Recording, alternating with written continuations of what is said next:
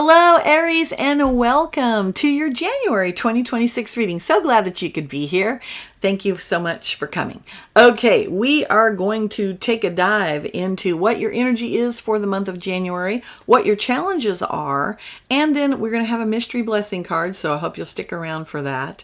And we're just going to see what's going to happen. In fact, let's pull the mystery blessing card. If you think you know what it is, please put it in the comment box below. I'm not going to look at it. It's going to go right there. And we will draw that at the end of the reading, so stick around. All right, your main energy for the month of January, Aries, is the Tower. So, what is the Tower? Well, it is an unexpected event or epiphany. It is brand new generative energy. Look, we've got lightning happening. We've got fires. We've got all kinds of action going on. You're a person of action, Aries, so this is right up your alley. No need to ever be scared of the Tower, because the Tower is always indicative of change.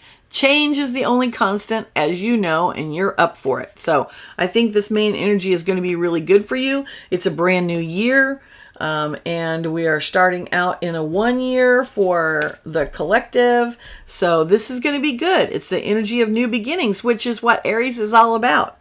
To clarify the Tower, we have the Seven of Cups. So this energy of change is also going to bring about it a whole bunch of choices for you, Aries. I think it's going to be a really interesting month. And so we see here, Seven of Cups is water energy. It has to do with our emotions. It is all about trying to decide what kind of emotional experience we want to have. Each one of these cups is full of something different. Each one is different. So if he chooses one over the other, he's going to have a different experience, right? And we can see he's got some indecision on his face right here. He's not quite sure what he wants to do.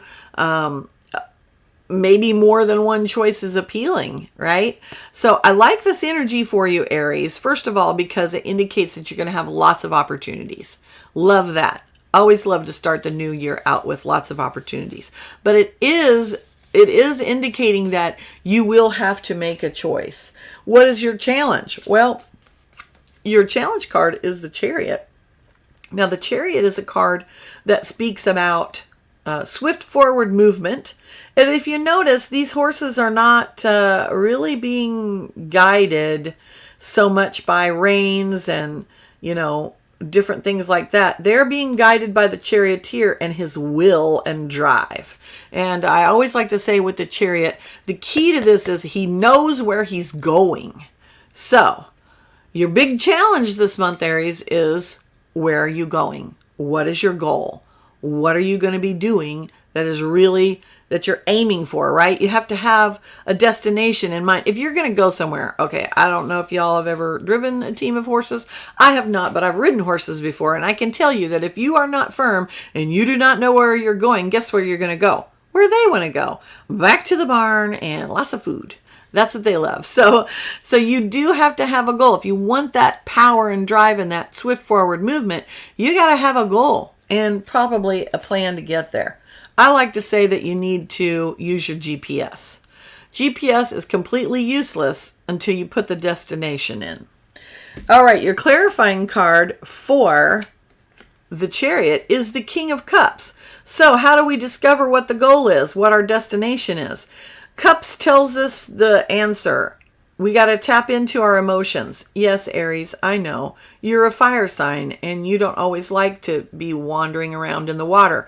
But the King of Cups is an energy of mastery over emotions. It is a masculine expression of that energy. And it's the balanced masculine expression of that energy, right? It's having the emotion, being able to show emotions, but not get bogged down in them, right?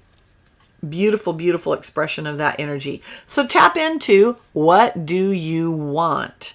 Remember, our wants come from our emotions. Yeah, they do. So that's going to be key for you, is to tap into what do you want. That's going to give you clues as to what your goal should be for this year. And that's going to help you with all those different choices. Now, I like all of that. Spirit's doing a great job on this so far in January, Aries.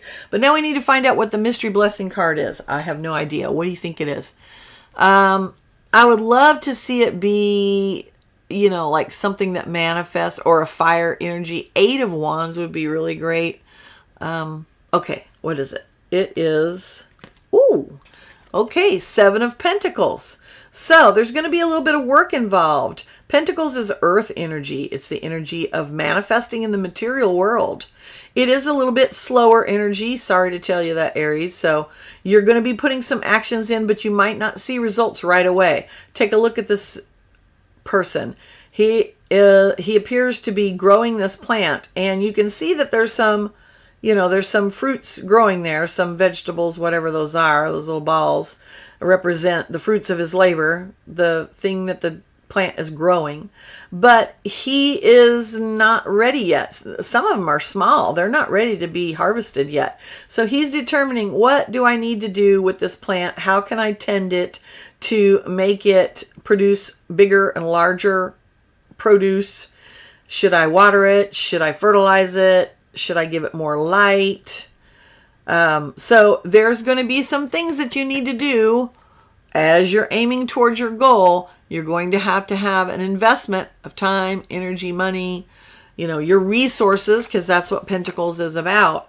It is going to take some resources. It's not all about charging ahead, Aries. So remember that. Now, I actually kind of missed having the little tiny oracle cards, so I pulled one. This is very interesting because this one says Goddess, healing feminine energy. So you had the masculine expression of energy in that King of Cups card, and now you have this feminine energy, healing the feminine energy. And you know what? Sometimes healing feminine energy means tapping into the masculine side as well. We're both sides. We're in a world of duality. So both in equal measure, together they make a whole. I love that for you. It's wonderful. If this message resonated, please type in the comments below, I claim this energy. And of course, hit the like button, subscribe, share this with everybody. Thank you so much for being here. And for deeper guidance, you can book a personal reading with me. The information is in the description box below. And of course, as always, until next time, many, many blessings. Be positive, be powerful, and be you. Bye.